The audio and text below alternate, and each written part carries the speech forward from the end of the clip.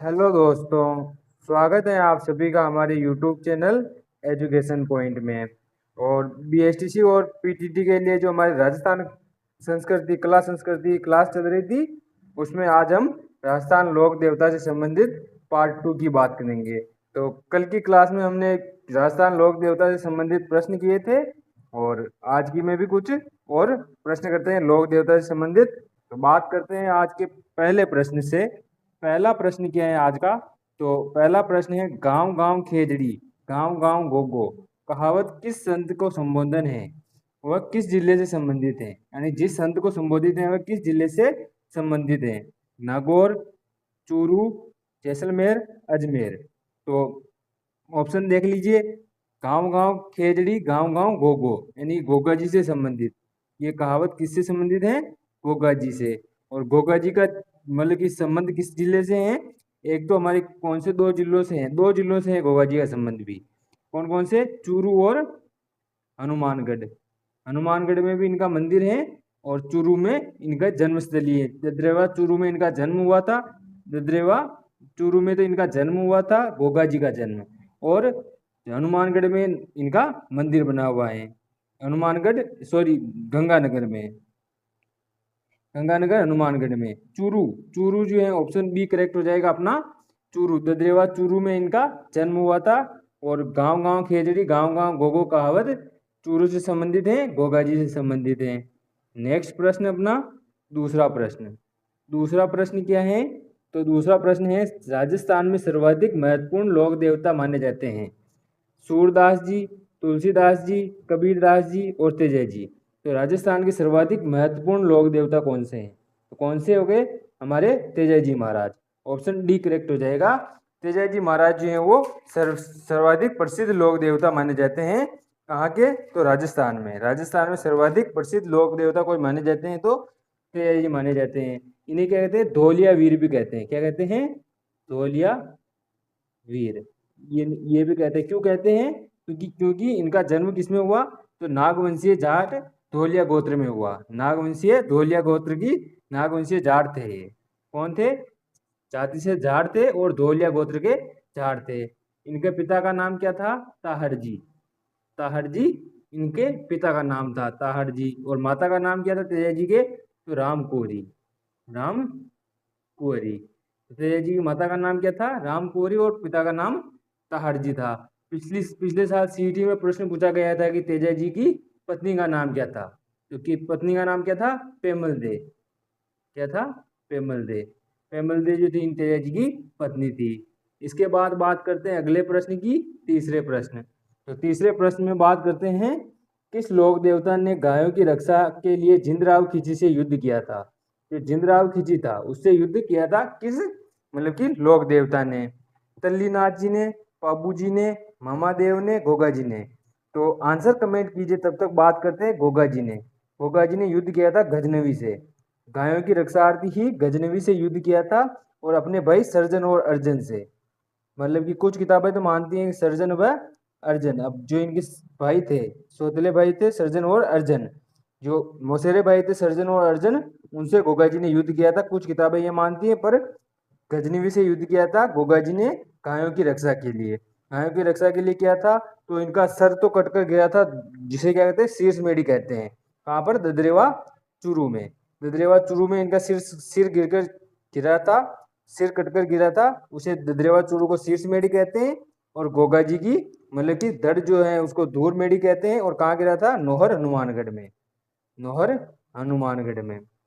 नोहर हनुमानगढ़ में इनका धड़ गिरा था, इसी कारण उसे धूर मेढ़ी कहते हैं। इसके बाद बात करते हैं, जिंदराव खिची से किसने युद्ध किया था? पाबू जी ने। पाबू जी ने जो है वो अपने बहनोई, ये बहनोई था इनका, बहनोई जिंदराव खिची से, जो देवल चारणी थी, देवल देवल सॉरी देवल चारणी, देवल चारणी की गायों को बचाने के लिए पाबू जी ने जिंदराव खिची से अपने बहनोई से युद्ध किया था। अगली बात करते हैं चौथे प्रश्न की। तो चौथा प्रश्न क्या है अपना? हरजी पाटी, लक्खी बंजारा, आईजी माता। लोक देवता आईजी माता जो लोक देवता हैं वो किस के शिष्य हैं? किस लोक देवता के शिष्य हैं? रामदेव जी के, हरिराम जी के, भोमिया जी के, कल्ला जी राठौड़ के। तो हरजी भाटी, लक्खी बंजारा और आईजी माता ये किसके शिष्य थे? रामदेव जी के। ऑप्शन ए करेक्ट हो जाएगा, रामदेव जी के शिष्य थे। कौन थे? हरजी भाटी, लक्खी बंजारा और आई माता, जो ये है रामदेव जी के शिष्य थे। रामदेव जी ने शुद्धि आंदोलन चलाया था। क्या चलाया था? शुद्धि आंदोलन। ये याद रखना थोड़ा इंपॉर्टेंट है। शुद्धि आंदोलन किसने चलाया था? रामदेव जी ने। और रामदेव जी ने कांवड़िया पंथ भी चलाया था। कौन सा पंथ? कांवड़िया पंथ। नेक्स्ट प्रश्न, पांचवा प्रश्न अपना। तो पांचवें प्रश्न की बात करते हैं अपने। पांचवा प्रश्न क्या है? तो मेहाजी मांगलिया, मेहाजी मांगलिया का जन्म स्थान किस जिले में हुआ? जो मेहाजी मांगलिया है उनका जन्म किस जिले में हुआ? जैसलमेर में, जोधपुर में, जोधपुर ग्रामीण में, फलोदी में। तो कौन से लोक देवता? मेहाजी मांगलिया। ये मांगलिया क्यों कहलाए? तो मांगलिया ये क्यों कहलाए मेहाजी मांगलिया? क्योंकि इनका जो है वो, इनका जो पालन पोषण है वो कहाँ पर हुआ? तो इनके मामा के यहाँ हुआ। तो मामा के यहाँ हुआ, उसी कारण ये मांगलिया कहलाए। और इनका जन्म कहाँ हुआ? जन्म कहाँ हुआ? टापू गांव जोधपुर में। टापू गांव जोधपुर ग्रामीण में। ऑप्शन सी करेक्ट हो जाएगा, टापू गांव जोधपुर ग्रामीण में। नेक्स्ट प्रश्न बात करते हैं इन्हीं में। तो इनके पिता का नाम क्या था? इनके मेहाजी मांगलिया के पिता का नाम था गोपाल राव सांकला।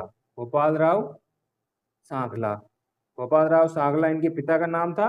और इनकी माता कौन थी? मायरदे। इनकी माता थी मायरदे। मायरदे इनकी माता थी। गोपाल राव सांकला जो थे इनके पिता थे। नेक्स्ट प्रश्न, छठा प्रश्न। छठा प्रश्न है, चैत्र कृष्ण एकादशी से चैत्र शुक्ल एकादशी तक किस लोक देवता का मेला भरता है? Option A Harbu ji, option B Dev Baba, option C Mallinath ji, option D Pabu ji. तो चैत्र कृष्ण एकादशी से चैत्र शुक्ल एकादशी तक, चैत्र कृष्ण एकादशी से चैत्र शुक्ल एकादशी तक कौन से जो लोक देवता हैं उनका मेला भरता है? तो बात करते हैं पहले तो हम, सबसे पहले तो बात करते हैं मल्लीनाथ पशु मेले की। मल्लीनाथ पशु मेला कहाँ पड़ता है? लूणी नदी के किनारे। कहाँ पड़ता है? लूणी नदी के किनारे। और पाबू जी का मेला, पाबू जी का मेला कब पड़ता है? तो कब पड़ता है पाबू जी का मेला? चैत्र अमावस्या को। कब पड़ता है पाबू जी का मेला? चैत्र अमावस्या को पड़ता है। पाबू जी का प्रमुख मंदिर कहाँ है? कोलूमंड फलोदी में है। पाबू जी का प्रमुख मंदिर कोलूमंड फलोदी में है, और जहाँ चैत्र अमावस्या को मेला पड़ता है। इसके अलावा बात करते हैं चैत्र शुक्ल एकादशी। चैत्र शुक्ल एकादशी से चैत्र कृष्ण एकादशी से चैत्र शुक्ल एकादशी तक मल्लीनाथ जी का मेला पड़ता है। ऑप्शन सी करेक्ट हो जाएगा, मल्लीनाथ जी का मेला चैत्र कृष्ण एकादशी से शुक्ल एकादशी तक पड़ता है। इनका पशु मेला भी इसी दिन इसी टाइम पर पड़ता है। इनका पशु मेला भी, मल्लीनाथ जी का पशु मेला जो है चैत्र शुक्ल एकादशी से चैत्र कृष्ण एकादशी से चैत्र शुक्ल एकादशी के बीच में पड़ता है। पहले कृष्ण एकादशी आती है, फिर शुक्ल एकादशी आती है। नेक्स्ट प्रश्न, सातवां प्रश्न अपना। सातवां प्रश्न क्या है? कुंडा पंथ की स्थापना कब की थी? कुंडा पंथ की स्थापना कब की गई? तो आपके लिए प्रश्न है, कुंडा पंथ की स्थापना किसने की? Option A 1395, option B 1399, option C 1397, option D 1401। तो कुंडा पंथ की स्थापना किसने की थी? मल्लीनाथ जी ने। मल्लीनाथ जी ने, मल्लीनाथ जी ने कुंडा पंथ चलाया था, और 1399 में, सन 1399 में इसकी स्थापना की थी। इसके बाद बात करते हैं अपने नेक्स्ट प्रश्न की। नेक्स्ट प्रश्न क्या है अपना? आठवां प्रश्न। तो बात करते हैं नेक्स्ट प्रश्न की। राजस्थान का सबसे प्राचीन पशु मेला किस नदी के किनारे पड़ता है? जो राजस्थान का सबसे प्राचीन पशु मेला है वो किस नदी के किनारे पड़ता है? माही नदी के किनारे, बनास नदी के किनारे, चंबल नदी के किनारे, लूणी नदी के किनारे। तो राजस्थान का सबसे प्राचीन पशु मेला कौन सा है? आंसर हो जाएगा मल्लीनाथ पशु मेला। मल्लीनाथ पशु मेला। मल्लीनाथ पशु मेला जो है वो राजस्थान का सबसे प्राचीन पशु मेला है। और किस नदी के किनारे पड़ता है? ऑप्शन डी करेक्ट हो जाएगा, लूणी नदी के किनारे। लूणी नदी के किनारे मेला पड़ता है, राजस्थान का सबसे प्राचीन पशु मेला। नेक्स्ट प्रश्न अपना 10वां प्रश्न। 10वां प्रश्न है, मीणा जाति के लोग, मीणा जाति के लोग किस लोक देवता की झूठी कसम नहीं खाते? तो मीणा जाति के लोग के आराध्य देव कौन से हैं? तो बात करते हैं देव बाबा, पाबू जी, भूरिया बाबा, रामदेव जी। तो मीणा जाति के लोग किस लोक देवता की झूठी कसम नहीं खाते? भूरिया बाबा की। ऑप्शन सी करेक्ट हो जाएगा, भूरिया बाबा जो है वो मीणा जाति के आराध्य देव हैं। देव बाबा जो है गुर्जर जाति का आराध्य देव है। गुर्जर जाति के आराध्य देव, गुर्जर जाति के आराध्य देव हैं देव बाबा। पबू जी जो हैं वो रायका जाति के आराध्य देव हैं। कौन से देवता? पबू जी। संत जो लोक देवता पबू जी थे वो किसके लोक आराध्य देव हैं? रायका या थोरी जाति के। नेक्स्ट प्रश्न अपना 11वां प्रश्न। 11वां प्रश्न क्या है अपना? बात करते हैं 11वें प्रश्न की। देवनारायण जी की फड़ का वाचन, देवनारायण जी की फड़ है उसका वाचन किस वाद्य यंत्र के साथ किया जाता है? माठ वाद्य यंत्र, जंतर वाद्य यंत्र, सुरलिया वाद्य यंत्र, भपंग वाद्य यंत्र। तो देवनारायण जी की फड़ का वाचन, देवनारायण जी की फड़ जो है वो जो उस पर डाक टिकट कब जारी हुआ था? सन 1900 कब हुआ था? सन 1994 में। सन 1994 में देवनारायण जी की फड़ पर डाक टिकट जारी हुआ था। और जंतर वाद्य यंत्र के साथ, जंतर वाद्य यंत्र के साथ जो गुर्जर जाति का कुंवारा भोपा होता है, गुर्जर जाति का कुंवारा भोपा, गुर्जर जाति का कुंवारा भोपा जो होता है वो इसका वाद्य यंत्र का प्रयोग करके, जंतर वाद्य यंत्र का प्रयोग करके इनकी फड़ का वाचन करता है देवनारायण जी का। और बात करते हैं नेक्स्ट प्रश्न की अपने। नेक्स्ट प्रश्न है देवनारायण जी, लोक देवता देवनारायण जी का वास्तविक नाम क्या था? जो लोक देवता देवनारायण जी हैं उनका वास्तविक नाम क्या था? अमर सिंह, उदय सिंह, भीम सिंह, करण सिंह। तो लोक देवता देवनारायण जी का मतलब कि वास्तविक नाम क्या था? तो क्या था? Uday Singh. Option B correct हो जाएगा। उदय सिंह जो है वो देवनारायण जी का वास्तविक नाम था। नेक्स्ट प्रश्न की बात करते हैं। अगले प्रश्न 13वां प्रश्न।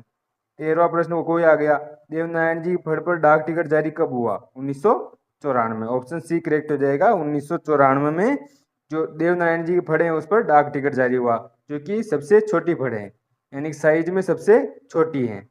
छोटी है साइज में, मतलब 2x2 की है, 2x2 फीट की है। सबसे छोटी फड़ है कौन सी? लोक देवता पबू जी की, लोक देवता देवनारायण जी की। और सबसे लंबी फड़, सबसे ज्यादा चित्रित, सबसे चित्रित और सबसे लंबी, सबसे लंबी और सबसे ज्यादा चित्रित और सबसे छोटी फड़ कौन सी है? जो देवनारायण जी की फड़ है। ऑप्शन सी करेक्ट हो जाएगा। 1194 में इस पर डाक टिकट जारी हुआ। नेक्स्ट प्रश्न 14वां प्रश्न है दूल्हे का वेश में करने वाले लोक देवता हैं। दूल्हे के वेश में बिग्गा जी, मामा जी, देव बाबा, कल्ला जी राठौड़। तो कौन से लोक देवता हैं?